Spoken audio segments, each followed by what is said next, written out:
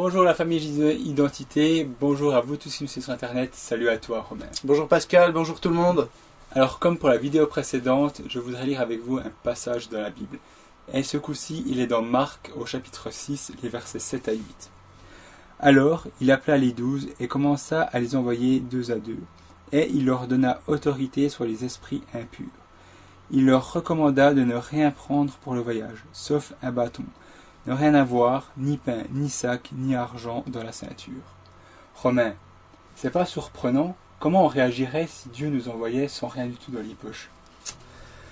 Alors, ça me fait tout de suite penser à des films en fait où vous avez le fils du roi qui pense être un bon guerrier et pourtant son père lui dit non mon fils ne va pas, tu es encore trop jeune, tu ne peux pas aller au combat. Tu n'es pas prêt. Non, tu n'es pas prêt.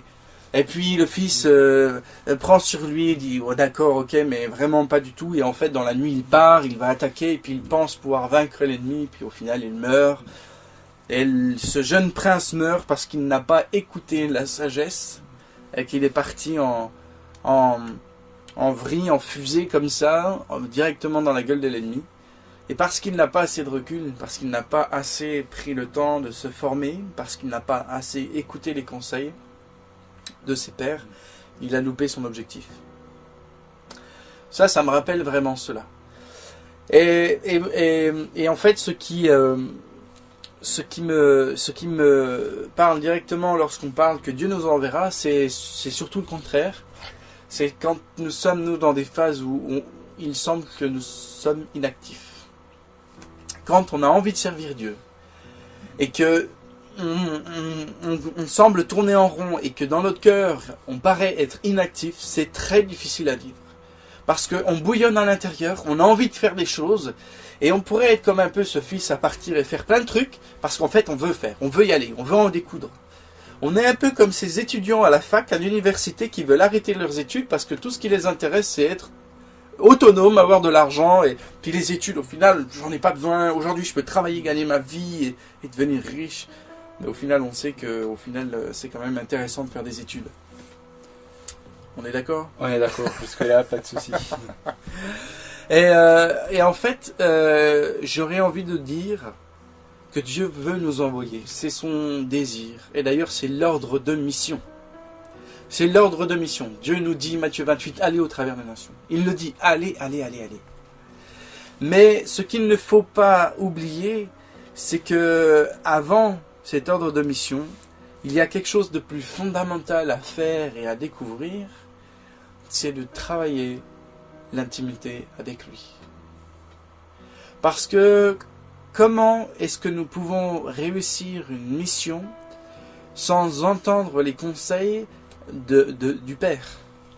Je rebondis sur ce que tu dis Romain, c'est vraiment ce qui m'est arrivé il y a quelque temps dans mon service dans l'église. J'ai été responsable d'un groupe de maison, j'ai été en appui, en soutien du groupe de jeunes de mon église, j'ai fait des prédications dans l'église, je courais sur tous les fronts. Ouais. Et au final, je me suis essoufflé, j'étais pas prêt à faire toutes ces choses pour Dieu, même si j'en avais le profond désir, mais je n'étais pas prêt, j'avais pas pris le temps de me remettre sous le regard de Dieu pour savoir si c'était le bon moment et surtout savoir comment il pourrait m'aider. Ça me fait penser à ça, tout ce que tu as dit jusqu'à maintenant, Romain. C'est exactement ça. Servir ne commence pas par les œuvres. Servir commence par travailler à une intimité fidèle. Et si vous devez retenir une seule chose de cette séquence vidéo, c'est exactement ça. Servir ne commence pas par les œuvres, mais servir commence par travailler et fonder une intimité fidèle avec le Père. Parce que c'est cette intimité fidèle qui fera naître en vous la foi. C'est cette base, c'est la dalle de votre maison sur laquelle tout le reste sera construit. Et soit vous êtes comme ce jeune homme qui construit sa maison sur le sable et qui sera emporté par le moindre coup de vent, coup de pluie, coup de tempête, soit vous êtes comme cet homme un peu plus sage qui va fonder sa maison sur le roc. Et le roc, c'est Dieu, c'est l'intimité. On ne peut pas, écoutez-moi s'il vous plaît, on ne peut pas construire quelque chose dans ce monde. Sans moi, vous ne pouvez rien faire, nous dit la parole. Sans moi, vous ne pouvez rien faire. On ne peut pas être plus clair que ça. Sans être à la base, sans être théocentré, C'est-à-dire centré sur Dieu. Des fois, nous sommes homocentrés, centrés sur l'œuvre, centrés sur ce que nous pouvons faire, l'homme. Restons théocentrés, restons centrés sur Dieu. Et Dieu nous enverra. Dieu nous enverra. Vous savez, quand on sera dans les difficultés, parce que quand on œuvre pour Dieu, il faut savoir que nous allons au combat. Et bien souvent, les gens oublient, mais non, j'œuvre pour le Seigneur, je fais de la louange, c'est bien la louange, c'est beau de chanter, etc. Mais je vais vous dire, moi j'ai commencé à prier pour les malades. J'ai commencé à prier pour les malades et mes enfants ont commencé à être malades. Et quand j'ai continué à prier pour les gens pour qu'ils soient guéris, ça a été pire avec mes enfants. Et c'est un combat. Donc quand on commence une œuvre avec Dieu, c'est pas à la légère. Il y a des répercussions. Nous sommes dans une guerre. Et les gens oublient ça. Sauf que dans cette guerre, soit j'essaye de me défendre par moi-même, donc je vais me défendre. Mais est-ce que vous avez déjà fait un combat Moi j'ai fait de la boxe quand j'étais plus jeune. Un boxe c'est 2 minutes. Hein. Un ring de boxe, un round de boxe c'est 2 minutes. Parce qu'au bout de 2 minutes, vous êtes cuit. Donc si vous allez à la guerre sans Dieu, vous êtes mort. Vous êtes mort. Et je crois qu'il est important de se rappeler cela. Et l'intimité, la culture de l'intimité, qu'est-ce qu'elle va changer, Pascal? La culture de l'intimité, c'est que je vais entendre la voix de Dieu. Et puis, avant d'aller, j'aurais grandi dans ma foi, j'aurais grandi dans cette intimité, dans sa présence, dans la manière dont j'arrive à reconnaître sa voix. Et là, armé de cette foi, je vais pouvoir y aller. Quand tu seras dans les difficultés, avoir passé ce temps à apprendre à être intime avec Dieu, c'est comme si tu t'équipais et quand il y a tous les bruits, le fracas autour de toi, tu arrives à discerner Dieu qui te guide, malgré tout ce qu'il y a autour de toi. C'est ça. Et Dieu veut nous envoyer. C'est une certitude. Il nous donne un envoi, un ordre de mission à chacun.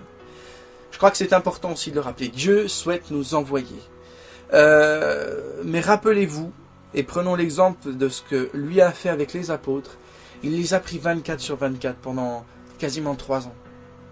24 heures sur 24, c'est-à-dire que les apôtres ont vu Jésus dans son intimité. Parce qu'en étant 24 heures sur 24, ils ont vu Jésus dans son intimité. Ils ont vu Jésus qui allait prier la nuit. Ils ont vu Jésus pris d'émotion, pris de compassion. Jésus les a envoyés en leur disant « Ne prenez ni sac, ni monnaie, ni argent, allez-y ». Est-ce qu'on serait prêt à y aller comme ça? Si on n'a pas cette intimité, est-ce qu'on serait prêt à aller dans cet ordre de mission-là? Et ces apôtres ont été travaillés en 24-24 pendant 3 ans. Et derrière, ils ont vu le Christ être crucifié et ressuscité. Une révélation extraordinaire. Et je crois que ces temps de formation sont importants. Et quand il vous semble être un temps d'inactivité pour votre vie, sachez que l'inactivité n'est pas inactive. Lorsque nous sommes un peu à un point d'arrêt, c'est que nous avons cette capacité à travailler une intimité avec le Père. Et ça, c'est la clé. Et ça, c'est la clé. Je fais souvent un parallèle, je me rappelle, et je me force de me rappeler de nos frères et sœurs qui sont en prison à l'heure actuelle, où on vous parle pour leur foi dans le monde entier.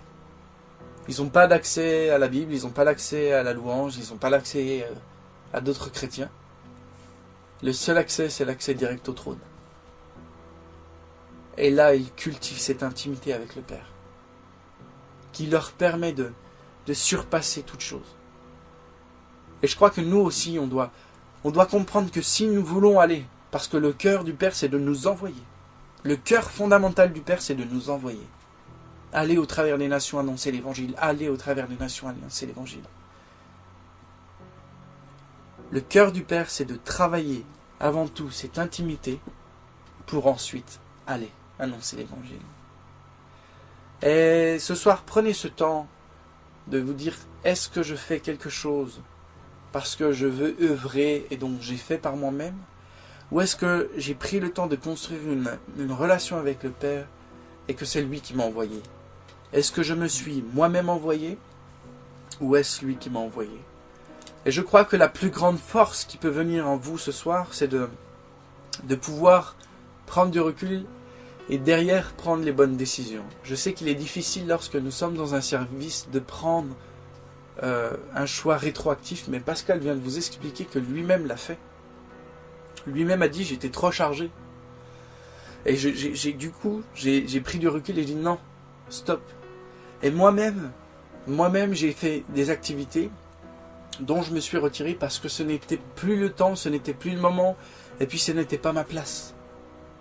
Et j'ai voulu faire parce que je voulais faire, et j'aime faire parce que j'aime Dieu. Mais Dieu ne me demande pas de faire tout ce qui est là. Alors certains me trouveront le passage, trouve que tout ce que ta main a à faire, fais-le. Ce n'est pas ce que Dieu nous demande, il ne nous dit pas de faire pour faire. Il nous demande de venir vers lui, il nous envoie, et quand il nous envoie, alors faisons ce qu'il y a à faire. Amen. Amen. Soyez bénis les amis. Bonne soirée et à bientôt. Ciao, ciao. Ciao.